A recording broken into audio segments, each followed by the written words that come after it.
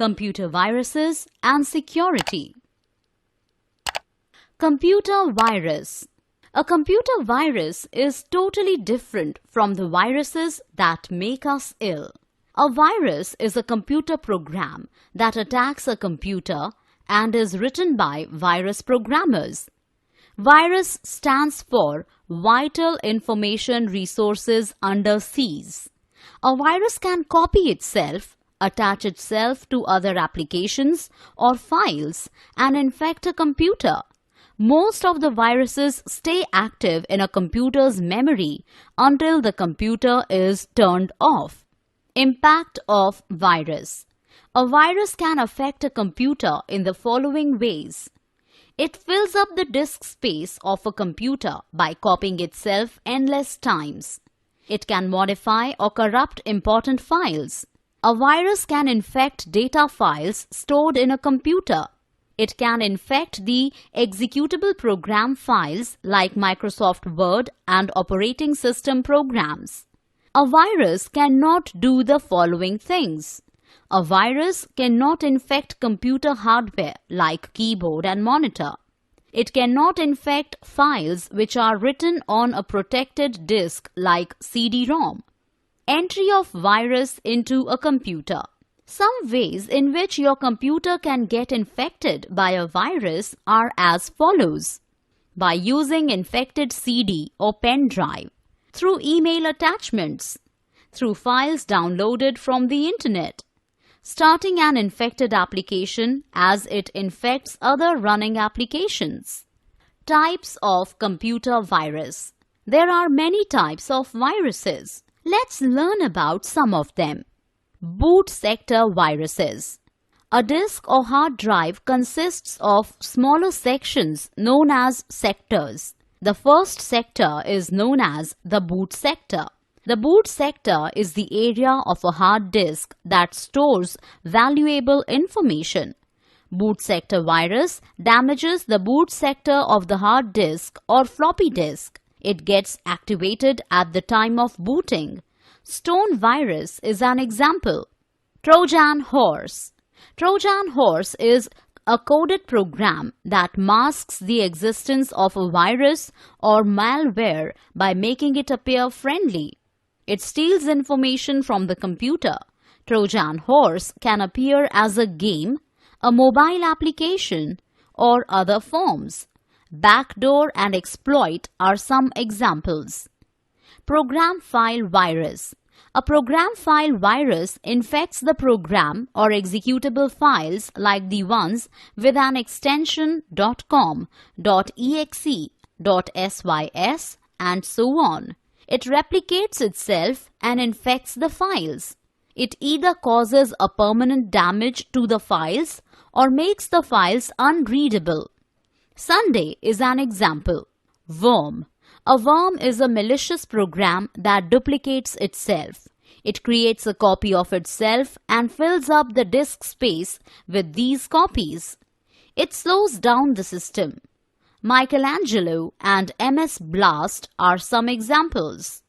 Polymorphic virus. A polymorphic virus appears in different forms. It infects a file and changes its binary pattern to avoid detection by an antivirus program.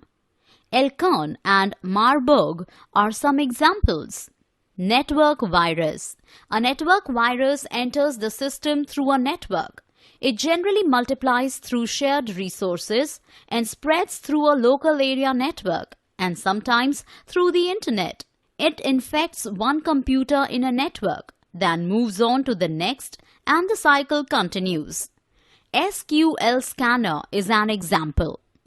Directory virus. A directory virus is designed to change the location of the infected file. Therefore, when you execute it, you will never know that you have run a virus.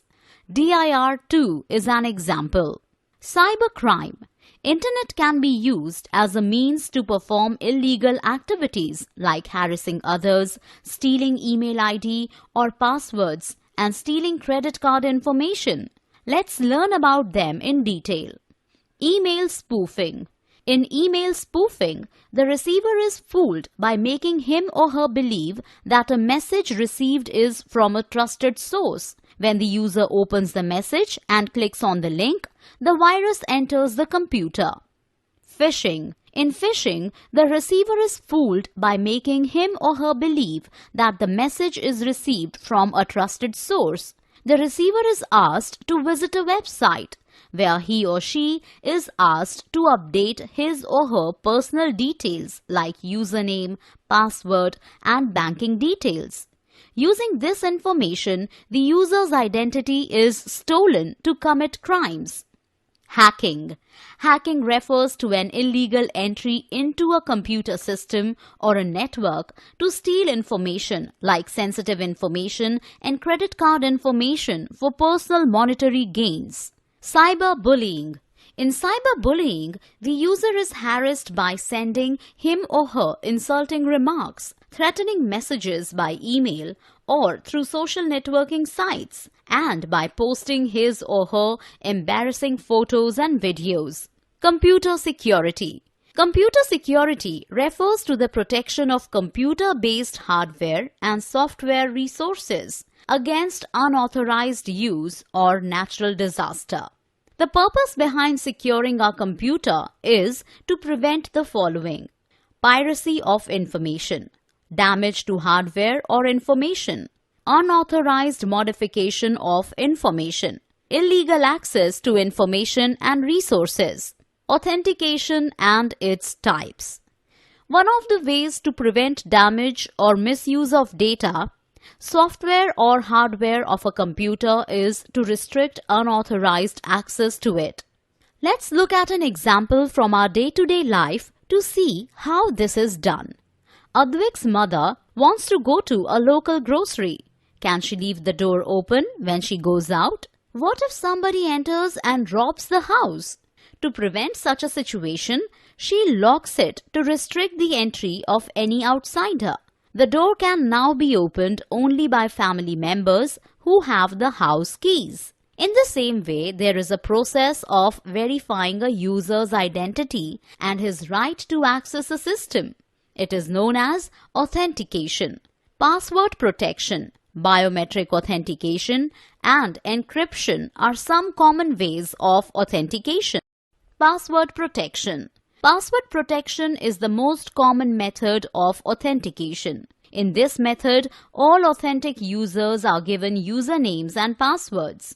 A password is usually a series of alphanumeric characters. The users use their unique combination of username and password to log in. This is known as logging in. Once they have finished their work, they can exit the system by logging out. Password protection is used as an authentication mechanism to gain access to personal computers, electronic mailboxes, online banking services, and a wide variety of other systems. For security reasons, it is advisable to change one's password from time to time. Biometric authentication. In biometric authentication, a person is verified by means of his or her unique biological or physical characteristics. The most common authentication methods are listed below. Fingerprint recognition. Here, a user's fingerprint is used to identify and authenticate him or her. A fingerprint sensor is used to create as well as capture the digital image of a fingerprint. This image is compared to the stored image of a verified fingerprint, and if both these prints match, access is granted. Voice recognition. Here, a user's voice can be used to identify and authenticate him or her. Just like fingerprints, a user's voice can also be captured. Face recognition. The analysis of facial features is done by scanning a person's face. It helps to authenticate an individual's identity. Iris recognition. Iris identification is done by scanning the iris of the eye. Iris recognition is one of the best ways of authentication in high-risk situations. Encryption. Encryption is the process of converting information into a form that is not readable by anyone. Encryption is done at the sender's machine. Decryption is the process of converting encrypted information back into readable form. Decryption is done at the receiver's machine.